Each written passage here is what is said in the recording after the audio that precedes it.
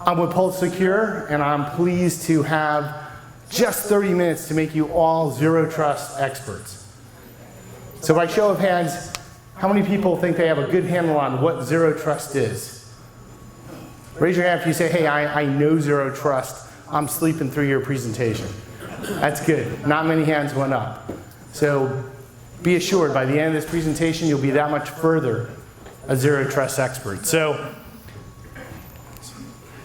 let's talk about what are the challenges. And we're talking about Zero Trust. We're talking about access applied to Zero Trust, and we'll get into that context. But if we look at challenges that at least our company is seeing, so we have about 20,000 enterprise and service provider customers worldwide. So we see a lot of what's in the market. And these are some of the siloed things that we're seeing, because everybody typically has pockets of access control. So typically visibility. So I have a question for you, sir. So what would you say, what percent of endpoints on a corporate network do you think enterprises are unaware of? 10, 20, 30, 40, 50, 60, take a guess. 40. 40, that's a good guess. You win a prize, first prize of the day. In actuality, up to 30% of devices are unknown, unmanaged, or unclassified on corporate networks. So if some of you have a corporate network where it's really small, 100, 200, 300, maybe 150 users, may not be a big incident, big problem. Maybe it's a manageable exposure. But if you're a fairly large organization, we have companies that have 1 million endpoint devices and hundreds of thousands of users. That's a big gap to not be able to track and understand and know what's going on your network. Another thing is on the compliance side, how many people have very strict endpoint compliance policies on what can go on the network, what's the configuration, what's running? Show of hands, who has some really heavy compliance mandates? And you probably, not everybody does, because you have to balance that, right? You have to balance user productivity with endpoint compliance, but we are seeing a massive increase in malware, unauthorized access. And so if you're not doing enough controls, or if you don't have adaptive control depending on the user and the device, including IoT devices, then that's where exposures start to mount. User experience, we just said about that balance. And one of the biggest problems with having multiple passwords, multiple access policies, and not invoking things like single sign-on or multi-factor authentication is that you get folks who are frustrated. So they try to circumvent controls. They go up to the IT person and say, hey, by the way, can you just extend my password change for another 2 years, because I don't really want to have to remember yet another one. And last but not least is scalability and reliability. So we have some pretty decent sized organizations, and you'd be amazed that one division is using, for example, a UTM box or another division where corporate is using their corporate firewall for secure access. Another division that they acquired is using a completely different thing. So there's pockets of controls, but there's no unified orchestration of those controls. There's no baseline, there's no end-to-end audit. And this is what we're seeing when you have more siloed access control in an organization. So what does that equate to? What it equates to is mounting access security threats. So I mentioned malware, but there's a lot of unauthorized device use. So show of hands, how many people have identified, at least within the last 2 years, an unauthorized Wi-Fi access point on their network? Unauthorized. That's pretty good. That's a small percent. And again, depending on what access control technology you have, you'd probably be able to identify more. But now you're going to have personal Wi-Fi.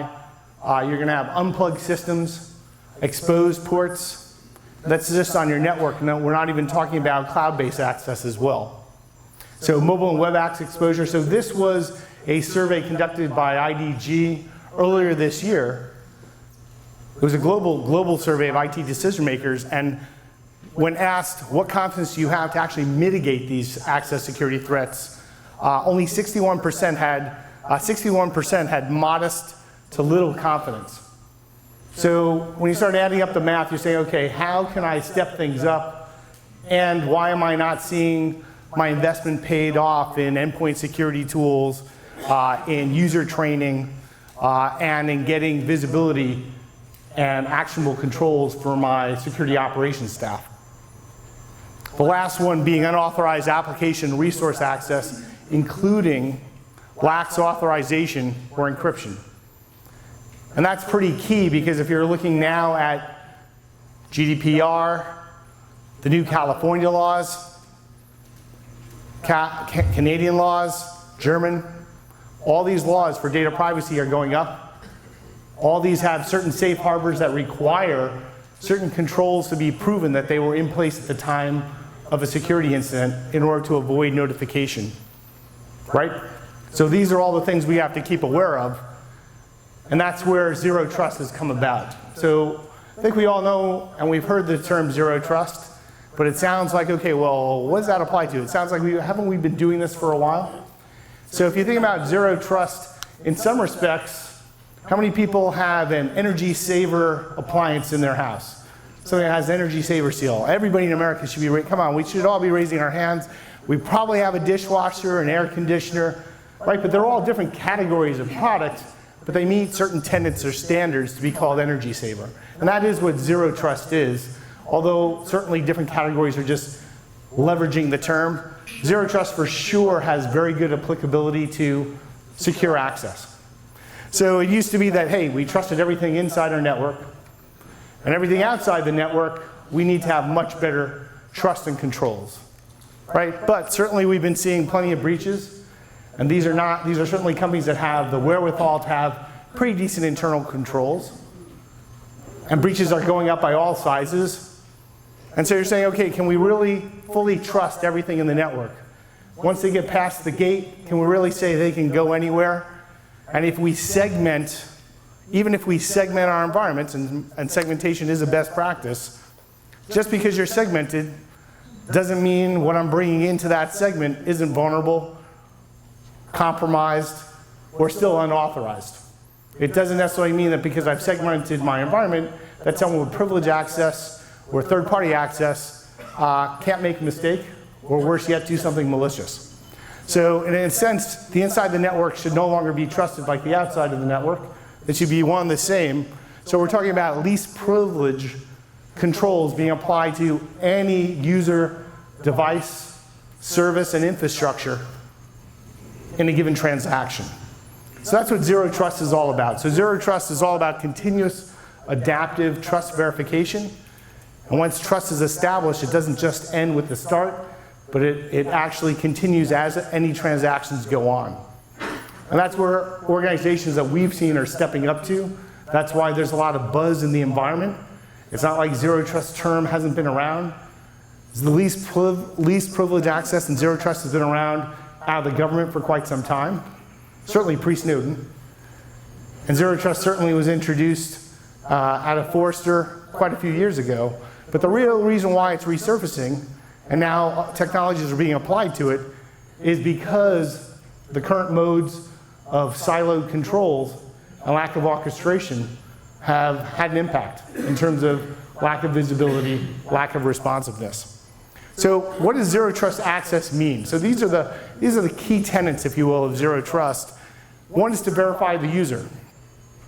So it's all about user authorization. So we're talking about not who is the user, proven identity, what is their role. Then we're talking about verifying the device. It's not just the type of the device they're using. Is it corporate issued or is it personal? What are the settings of that device? Where are they accessing the device in terms of location? What's the security posture of the device? Should certain things be running? For example, should antivirus automatically be running? Should the personal firewall automatically be activated? So I have another question for a fabulous prize.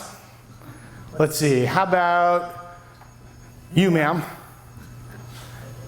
So let me ask you, not a trick question, you ready? So if I have an endpoint agent, a management agent, let's just call it McAfee, EPO, it could be semantics. If I have an agent running on a system, can I be assured when that system connects to the cloud, or when it goes on like Microsoft Office 365, or if it connects on a network, can I be assured that it's a secured managed device? Of course you can. Oh, I'll still give you the prize. Oh, of course you can. Well, then you definitely earn the surprise. That's right. You can't be assured. So there's a couple reasons why. First of all, if you're just using Microsoft Office security, it has pretty modest identity control, and it just is securing your connection to the device. It's not doing endpoint inspection. It doesn't have higher levels of controls or continuous control. It's basically a very quick and simple way to get a connection. If I have an endpoint, if I talk about an agent typically operates on a client-server environment, right? If the server doesn't know the client, if the client's inactive, installed but not active, if the client is basically not there, or if it is there but no longer communicates, the management side has no idea. It only knows the last time it accessed. So a lot of times people have made investment in endpoint security controls, but there's no other secondary control to see whether those controls are active. And that also, by the way, kills one of your safe harbors. If you don't know that that endpoint device, for example, if I don't know that my smartphone actually was running MDM and segregating personal and corporate data when that device was lost or stolen, I can't have assurance to say that that device actually encrypted and protected the data on that device. So that's why device verification is pretty key. Host inspection that's native is very key, and can you do that enterprise-wide? Access control, I think we all know about. It should be centrally managed. Easier said than done when you have those pockets of control. It should be granular. More importantly, it should be stateful authorization. So another trick question, who can I get today? Who's not paying attention? Oh, damn, you just looked up. Okay, real quick. So if you log in to your HR application and you check how many vacation days you are, because I know you like a lot of vacations. And now you then go into the system, you're now the administrator, right? And you're now doing the back-end database. Do all access control systems allow you to now ratchet up your degrees of authentication and automatically would do an additional level set of endpoint inspection as you're already logged into a network or a cloud application? So do you think you actually can dynamically increase the control, because now you're not just logging as an end user, but you're now also as an administrator? Good answer. Actually, the answer is relative. Some do, some don't. From the companies that we've interacted with, a lot don't. So you absolutely want to dynamically change and have a granular policy that's conditional access that says, hey, if I've logged in now, I may have them check multiple factors again or have them re-log in dynamically if they're going to an application. More importantly, I may force them to use a VPN, certain VPN connections to go to certain applications or other applications. I don't have to let the end user know that, but I need to make sure my policy is that. And last but not least, data protection, data in transit. In certain applications, data at rest, segregating resources and environments and applications, and also being able to do end-to-end audits. So these are the basic 4 tenets if you want to ratchet up and have a foundational model for zero trust access. The other key misnomer, and we get this all the time, we're exhibiting, someone comes to our desk and say, hey, I'm interested in zero trust. Does your product solve for zero trust? Of course, we're a vendor. We say yes, but the reality is no one product has an answer for zero trust. Zero trust is a model. There are architectures that support zero trust, and typically there's products that you need to orchestrate to get a zero trust control. So for example, I think we all know all these 3-letter words. So VPN, show of hands, how many people think VPN's technology is going out? It's old school, you don't need VPNs anymore. Okay, a few confused hands went up. 98% of you said, no, VPNs aren't going out. It would be the same question that said, how many people believe the perimeter's going completely away and you'll never need to have a firewall anymore? Of course. Your environments are changing, your controls are changing, but there's certain foundational controls that you're going to need in place. So MFA, multi-factor authentication, very key for authenticated access control. Single sign-on, definitely key. I'm still amazed that people haven't invoked this, especially with cloud access, to minimize the number of recurrent logins, just no matter what app you go to. Mobile device management, at least those that have containerization technology, so you can segregate personal and private data and corporate data. Network access control. So here's another question. Let's see, let's get someone way in the back. You ready? You can feel this? Okay, so how popular or mainstream is network access control today? Do you think it's still nascent? People have problems with it? Is it 25%, 30%? Is it more mainstream? What's your guess? 15%. Yeah. That's a pretty good guess. You'd be wrong, though. It's actually mainstream. If you look at the major analysts like Gartner, it's over the trial of disillusionment. It's growing at about 20% growth rate. It's now starting to push down into smaller organizations because the NAC technology has actually tried to get simpler. In fact, some are adaptive where they use traditional 802.1x controls, which require a supplicant, which is the extreme case of zero trust. It's not going to allow you at all on a network unless you're a known managed device. And some are just more of post-connection assessment, which again has degrees of control. For example, maybe I have a payment processing environment, and for PCI, I don't want anything in that environment unless I know about it.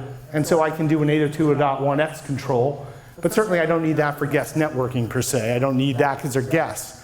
Or maybe I want to make sure that any IoT device that comes on my network automatically goes to a segmented part of my environment until it's approved and classified. For that, you would want 802.1x, but automatically to say, hey, for these unknown devices, I'm going to put them into a classification network, or I may ask for automated means to get approvals. Maybe it gets approval by a non-IT person, maybe it's a line of business person, for example. And the last one is software-defined perimeter. A lot of different terms for this: zero trust access, zero trust network access. How many people have heard of the term SDP, software-defined perimeter? A little more? All right. So that's the new kid on the block. So SDP is the new kid on the block. It's been mostly geared for access to cloud applications and cloud resources, as opposed to a full hybrid IT environment. The world right now is about 85% hybrid IT. There's only about 15% of IT environments that are pure, complete public and private cloud. If you're a really small company, you certainly can run cloud, but most organizations have a mix. So SDP really extends the zero trust model. So the key tenets of zero trust: no inside and outside distinction, full authentication before and during a transaction. Certainly policy-based control. We talked about knowing who it is, what role they have, how the device is configured, what's the security state. So a lot of tools, a lot of secure access tools, for example, have UEBA built into their system, so they'll know, hey, you're accessing from China, you're accessing from the US simultaneously. Why is this happening? You're accessing from more than 4 devices. You only typically do 2 devices, and you're an administrator, and these have to be corporate issued devices. I'm cutting you out, or I'm at least notifying someone or segregating you. So granular segment, and then obviously trust established closest to the source. That means trust established closest to the user and their device and to the application that's being served, whether it's cloud or in the data center. So SDP takes it a bit further, and where it takes it further is that it's an architecture. So if you buy an SDP solution, it's not like you're getting zero trust, but again, it's another solution towards a zero trust model. So what's neat about and different about SDP, it has some attributes, even a VPN. A VPN could be a zero trust solution, but it does something a little different. It separates data and control planes. So, another trick question. Let's see if you know the answer. So if I'm a VPN, does all my data and all my controls go through the VPN, or does it go separately? Depends on the configuration. That was the correct answer. You're a ventriloquist, aren't you? So the correct answer is depends on the configuration, right? So most modern VPNs have split tunneling. So it can send some control information back to the network for the VPN to process. And some once granted, it sends the data maybe to the application. So you can do split tunneling today with a VPN. And not all controls go through a VPN. Some organizations want everything, controls and data, to go through a VPN and through the network for compliance reasons, for data inspection reasons.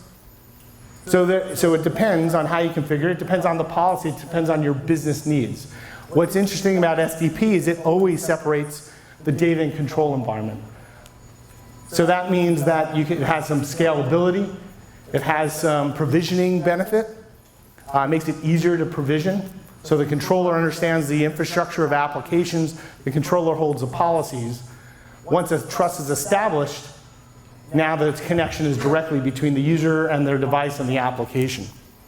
And then because of this, because a particular user or device will only be able to see what's authorized to see, that reduces your threat surface. But again, it's a new architecture. It's one piece.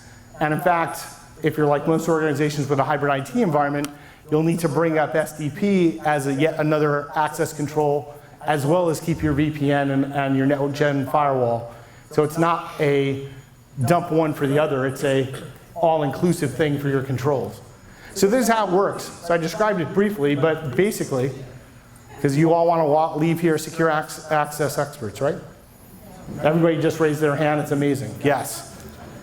So software-defined network, basically, I have a controller. It has my policies. It understands users. It understands devices. It understands my network infrastructure. I have gateways closest to the applications. That's what the controller communicates to.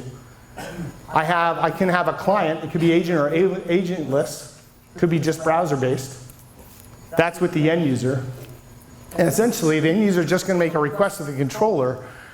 The controller is then going to talk to the client and say, okay, let's activate your controls, and who are you, what do you have, what's your security posture, what are you requesting? It'll send then a list of things it could go after, applications it could access to. Once it's selected, the controller will then communicate to the gateway and say, hey, you're about to receive a certain mechanism of communication, a trusted communication from this entity to you, and I'm going to permit that to happen and tell you how that control is going to be exchanged. So that's the control information. Then it's going to tell the client, and it's going to tell the gateway to say, okay, communicate. And now trusted data communication is established between the client and the application or the controller. So in this case, we separated the data and control plane. And then we said, hey, this should be continuous and adaptive, which means that periodically the controller should go back to the client, even while it's having sessions, and it says, hey, has any of the security state changed? If it has, it should change the communication, or has something stopped, change the communication. What it also means is that the SDP controller is basically a per session, per app implementation. That's not necessarily unique, because you can have always on VPN, per app VPN, so you can get the same zero trust controls out of a traditional VPN, but it has a lot of benefits in terms of reducing the attack surface and separating data plane from control plane, and also has some benefits for provision, because it's easier for an administrator to provision through the controller users to applications. So some of the use cases, biggest use case, simplified access. Now keep in mind, modern VPNs have simplified access too. But this typically can put up a web browser, it could just operate in the background. So simplified user experience and BYOD, third-party privileged access. We talked about per app network segmentation. Again, since if I'm on a device and I'm in the network, I won't be able to move laterally, I won't be able to see things unless I have, talking to that controller, have permission to do so. So it does reduce the attack surface. It also reduces some of the things that are internet exposed. And last but not least, in a very dynamic DevOps environment, you get much faster and easier provisioning for leveraging SDP than you traditionally would with VPN. So there are some good benefits for SDP. So I'm going to give a little plug and tell you a little bit about Pulse Secure. How many folks here are Pulse Secure customers? Few? Okay, few handfuls.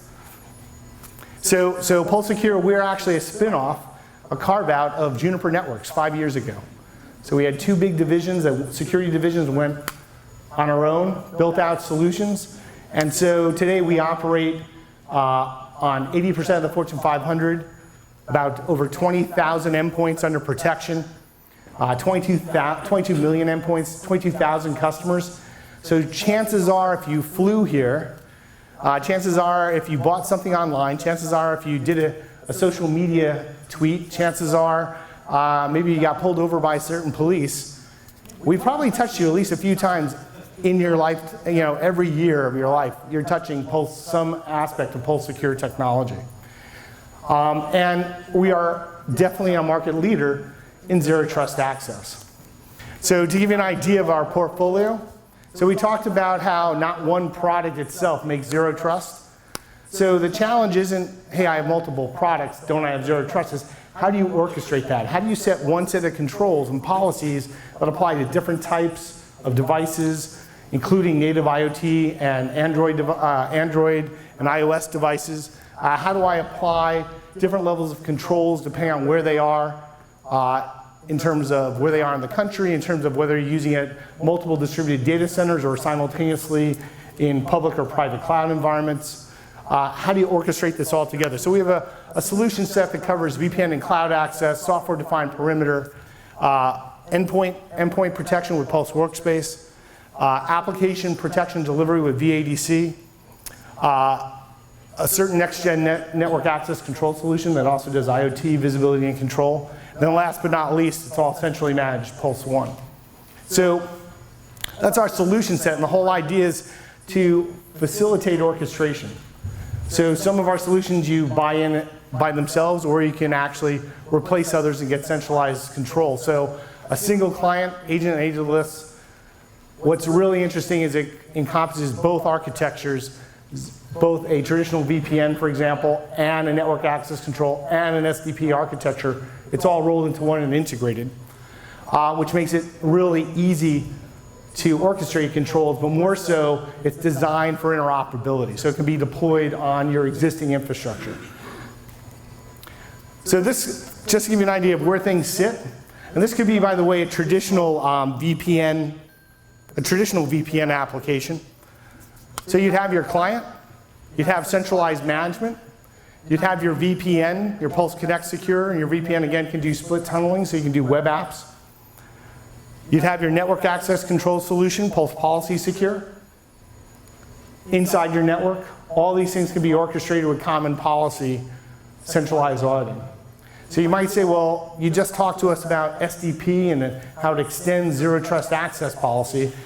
And I also said, don't forget, most companies work in a hybrid IT environment. Not everything is just pure cloud. Not a lot of legacy apps are going to instantly go to the cloud. It's probably going to be a 3 to 5 or more year journey. So how do you accomplish that? So one way to accomplish that, as I mentioned before, is okay, I'm now going to buy another siloed application, another standalone SDP solution, maybe one that operates as a service, and fold that into the mix. I have another set of policies and restrictions to apply, or with our case, our entire environment is completely SDP enabled. So with a license key, you get the best of all the architectures all orchestrated together, which is different on the market today. So some of the value for hybrid IT approach for secure access is you have a single pane of glass for visibility and management. It works, again, cloud or on-premise, much faster deployment, more flexible deployment. So we talk to a lot of companies, and again, doing this for so many years, you do a lot of quick fixes, turnarounds, you have a lot of unique use cases. You do this enough and you've seen a lot of use cases, so we have a lot less band-aids. Most of our products are pretty adaptable, where you don't have to do application wrapping or other mechanisms to try to make something work. And again, we work with the customer's existing infrastructure. Better user experience is not just user experience for the end user, but it's a user experience for the administrator, because they have to take the brunt of putting all these policies and operationalizing everything and then maintaining it. Then last but not least, enhanced application protection. So the last thing I'll leave you with, on Pulse Secure, yeah, with us you get the best of both worlds. So you get pretty strong, diverse, secure access capabilities now, and Zero Trust implemented and expanded as you need it. And it works with your environment. Certainly we've been around, been there and done that. We work with all sizes of organizations, from 1 million end users to 100 end users. We offer extensive authentication, so you might say, hey, well, I've already made an investment in things like Duo, or I have a Cisco infrastructure, or I'm using some other, I'm using RSA tokens. We work with it all integrated under one policy, centralized management. And last but not least, it's hybrid cloud enabled, so no matter where you are on that hybrid cloud journey, our solutions adapt to the needs.